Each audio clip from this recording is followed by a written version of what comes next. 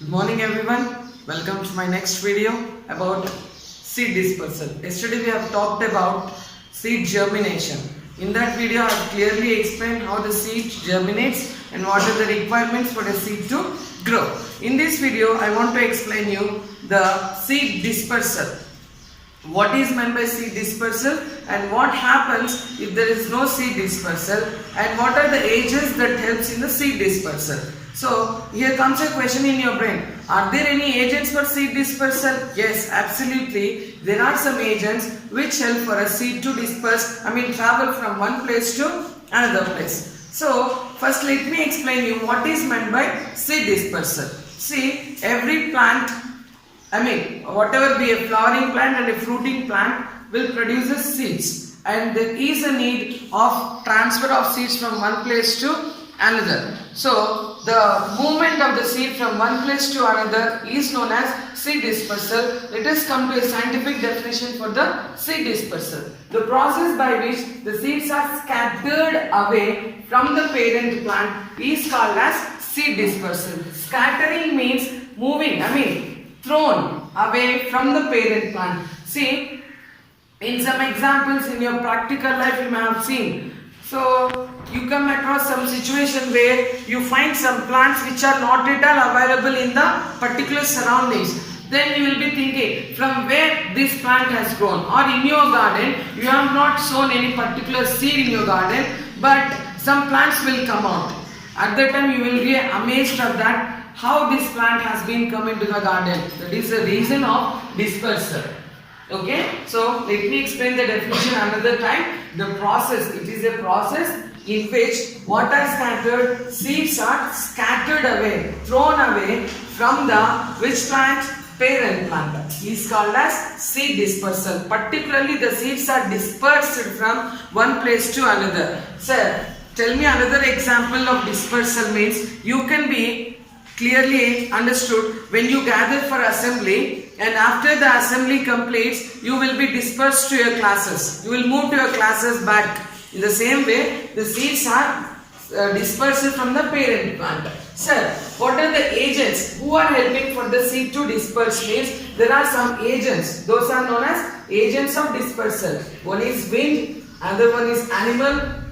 Water is also doing its work in seed dispersal, and the final way is explosion. So these are the four things by which the seeds can be dispersed. And one more thing, in animals itself we consider, because we came from the animals. So we are also helping in the seed dispersal. Let me tell you how the wind, animals, water and explosions are taking its active part in the seed dispersal. So all seeds are not dispersed by the wind. So only some seeds which are very light in weight, which have wings, are carried away by the wind. During any windy day you can see some things will be floating in the air. In that you may see some seeds of what? Cotton, dandelion, madar, sycamore, all these things. Once a minute, I'll show you the pictures of dandelion. Give me the textbook. So I'll show you the pictures of dandelion, cotton and everything. Just wait a second. So you can see here, and this is the picture of the sycamore which has wings, and this is the picture of cotton which is light in weight, and this is the picture of dandelion. You can see it is very light in weight and it has wings also. So these are the practical examples which you can see in your life. So I am coming to the animals. Seeds which has hooks like this. Hooks, and you can see they have spines over there. When the animal passes by near, it will get stuck to the hair of the body animal, and these animals, when they rub their body against a wall or something, those seeds which have been attached to their body will fall, and you can see the germination of the seed at a place. And you have to remember one particular thing here. All seeds are not dispersed by the wind. Only some seeds which are very light in weight and which have wings are carried away by the wind. And you may get a question here. So like the dispersal of cotton is by dash. You can answer it as wind. So give an example for the seed which is dispersed by the wind. You can answer cotton. So not only cotton, you can give these examples also. So just remember, it is very important for your examination purpose. And coming to these animals, so you people will be very familiar with some shepherds who are carrying their sheep to the different places. So in those particular places, you can see these sheep will move anywhere, wherever they want, they will move from they are moving. At the time, the seeds which have spines and hairs, they get stuck to the hair of their animal, their body. And example for that is cocklebur, tiger nail, etc. These are the cocklebur and tiger nail which are dispersed by the animals. And coming to the next topic, that is water. Sir, how water helps in the seed dispersal? It's very simple. You can see in the islands or you can see in the beaches, moreover coconut plants are visible. Coconut trees are visible. See, why the coconut seeds are easily dispersed means they have spongy and fibrous outer covering. You can, if you throw a coconut into the water, it won't sink into the water because of it has fiber outer covering which have the air in it. That air won't allow the coconut to sink inside the water, and because of that it will float and it will move along with the running water, and it will get stuck at some place where it can germinate and it will give rise to a new plant. You can see here. Apart from that, this is the outer covering of the coconut, and you can see a germination in the coconut. And apart from that, we have one more plant, that is lotus. It is very soft and it is very spongy, and you can see lotus plants are floating on the water. So these will move, and these are the lotus seeds, and how they get dispersed by the water and how they get germinated at different places. So coconut and lotus fruits are dispersed by water. And if you get a question in the examination, so give two examples that are give two examples of seeds which are dispersed by water. You can write the answer as coconut and lotus. If you are particularly asked why coconut and lotus fruits are dispersed by water, you have to give the answer that they are spongy and they have fibrous outer covering which will trap the air and will float on the water. Coming to the next agent, that is explosion. See, this is a very interesting thing where you can see the explosion of a fruit. See, some fruits when they dry up, they explode. Explode means they burst open.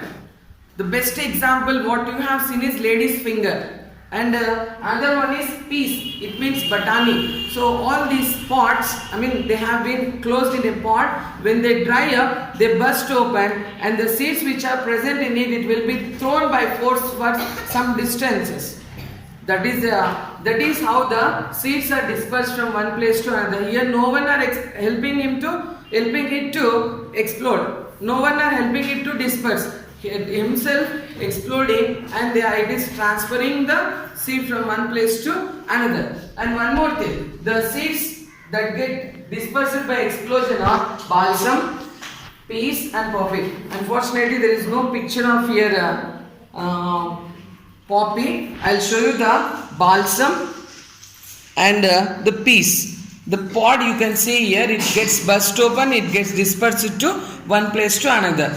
And this is about. And we have one more question in your brain. That is, what happens if the seeds are not dispersed? Okavela, seed dispersal, jarakkapote, emautundi. So that's an interesting question which has to be answered and which has to be cleared in your brain. The answer for that is, if there is no seed dispersal, the seeds will fall at particular one place. I will show you the example like this. So for example, this is the tree and it has different types of fruits, and if there is no dispersal, all will fall at the parent plant. And if they fall at particular one place, there will be a fight between one seed and another for what?